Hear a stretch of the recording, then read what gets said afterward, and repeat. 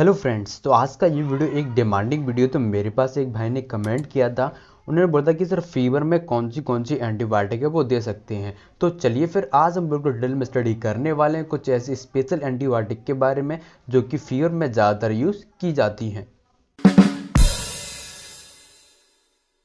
तो सबसे पहले मैं समझता हूँ कि एक्चुअल में एंटीबायोटिक्स होती क्या है। तो एंटीबायोटिक कुछ ऐसी स्पेशल मेडिकेशन होती हैं जब आपकी बॉडी में किसी भी प्रकार का बैक्टीरियल इन्फेक्शन हो जाता है, जब आपकी बॉडी में कोई भी बैक्टीरिया ग्रोथ कर जाता है, तो उस कंडीशन में जो ड्रग यूज की जाती हैं वो सारी एंटीबायोटिक्स होती हैं। तो एंटीबायोटिक की वैसे तो काफ़ी प्रकार की होती हैं, लेकिन हम आज की वीडियो डिस्कस करने वाले हैं कि हम कौन सी एंटीबायोटिक है वो फीवर में यूज कर सकते हैं।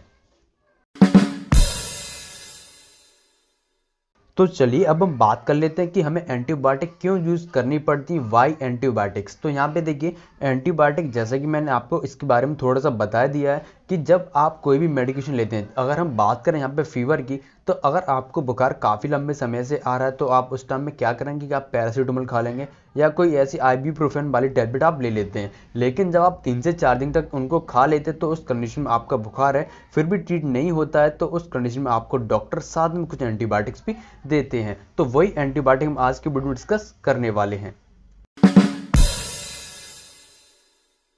तो सबसे पहले हम बात कर लेते हैं कुछ ऐसी मेडिकेशन के बारे में जो कि ज़्यादातर यूज़ की जाती हैं फीवर में। तो जब आपको नॉर्मली बुखार आ जाता है तो उस कंडीशन में आप करते क्या हैं कि पैरासीटामोल टैबलेट ले लेते हैं। जब आपको पैरासीटामोल टैबलेट का आराम नहीं मिलता है तो उस कंडीशन में आप डॉक्टर के पास जाते हैं और डॉक्टर आपको उसमें कुछ ऐसी एडिशनल ड्रग देते हैं जिनको हम एंटीबायोटिक्स बोलते हैं। तो यहाँ पे देखिए, जो मेरे पास सबसे ज़्यादा कॉमन टैबलेट है वो हमारी कालपॉल टैबलेट, और जो दूसरी साइड में वो हमारे पास डोलो 150 जो कि अलग तरह की डोजेस में भी आती हैं। तो यहाँ पे देखिए, आपको 500 mg मिल जाती है और आपको 650 mg मिल जाती है। तो जो कि आपके पेशेंट के अकॉर्डिंग, उसके कंडीशन के अकॉर्डिंग जो पेशेंट को है प्रिस्क्राइब की जाती है। तो यहाँ पे देखिए, ये दोनों टैबलेट है काफ़ी ज़्यादा यूजफुल है और आप सभी इसके बारे में अच्छे तरह से जानते भी हैं। तो ये जो दो तरह की टैबलेट जो कि ज़्यादातर यूज़ की जाती हैं आपके फीवर में, जब आपको इन टैबलेट से आराम नहीं मिलता है तो उस कंडीशन में आपको इसके साथ में कुछ ऐसी एडिशनल एंटीबायोटिक भी लेनी पड़ती हैं।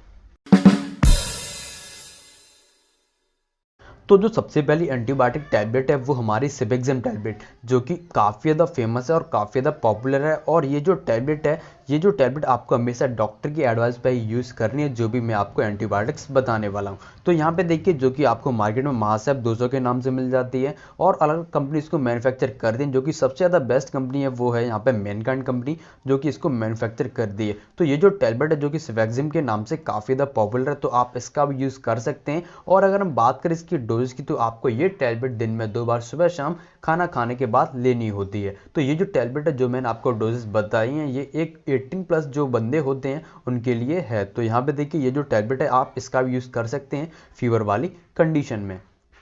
तो अब जो नेक्स्ट एंटीबायोटिक आती है वो हमारी सेफ्ट्रोटॉक्सिन, जो कि काफ़ी ज़्यादा पॉपुलर है और काफ़ी ज़्यादा यूज में भी लाई जाती है। तो ये जो टैबलेट है जो कि आपको मोनोसफ ओ के नाम से इजीली मिल जाती है। तो ये जो टैबलेट है ये काफ़ी ज़्यादा फेमस है और आपकी ये एंटी बैक्टीरियल टैबलेट है। अगर आपकी बॉडी में किसी प्रकार का बैक्टीरियल इन्फेक्शन हो रहा है, यूटीआई इन्फेक्शन है, तो उसमें इस टैबलेट का काफ़ी ज़्यादा यूज़ किया जाता है। तो ये टैबलेट भी आपको सुबह शाम दिन में 2 बार लेनी होती है खाना खाने के बाद, और आपको हमेशा डॉक्टर की एडवाइस पर ये सारी टैबलेट्स का यूज़ करना है। तो अब जो नेक्स्ट टैबलेट आती है वो आती है हमारी सिप्रोफ्लॉक्सासिन, ये भी काफ़ी ज़्यादा यूज़ में लाई जाती है। तो ये जो टैबलेट है जो कि आपको मार्केट में सिप्लॉक्स 500, सिप्लॉक्स 250 के नाम से इजीली मिल जाती है, और जो कि आपको पेशेंट के अकॉर्डिंग, उसकी एज के अकॉर्डिंग उसको ये देना होता है। तो ये जो टैबलेट है जो कि सिप्ला कंपनी इसको मैन्युफैक्चर करती है, तो ये टैबलेट भी आपके फीवर वाली कंडीशन में काफ़ी ज़्यादा यूजफुल होती है, जो कि एज अ एंटीबायोटिक दी जाती है। तो अगर हम बात करें इसके डोज की, तो जैसा कि मैंने आपको बताया था कि डॉक्टर इसको पेशेंट के अकॉर्डिंग इसकी डोजेस को डिसाइड करते हैं।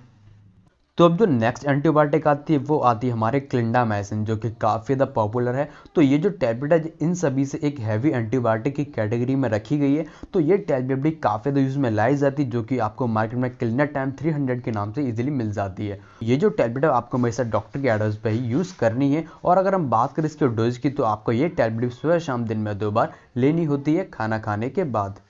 तो अब जो नेक्स्ट एंटीबायोटिक आती है वो होती है हमारी ओफ्लॉक्सासिन, जो कि काफ़ी ज़्यादा पॉपुलर है और काफ़ी ज़्यादा यूज में भी लाई जाती है। तो जो कि आपको मार्केट में जेनफ्लॉक्स 200 के नाम से आपको इजीली मिल जाती है। तो ये भी आपके फीवर वाली कंडीशन में काफ़ी ज़्यादा कारगर होती है। तो ये टैबलेट भी काफ़ी सारे डॉक्टर इसको प्रिस्क्राइब करते हैं, जो कि आपकी बॉडी में किसी प्रकार का बैक्टीरियल इन्फेक्शन हो रखा है तो उस कंडीशन में ये टैबलेट 100% यूज़ की जाती है। और ये काफ़ी सारे एमबीबीएस डॉक्टर की ट्रस्टेड टैबलेट भी है। तो ये थी कुछ प्रकार की एंटीबायोटिक जो कि आपको नॉर्मली फीवर वाली कंडीशन में आप यूज़ कर सकते हैं।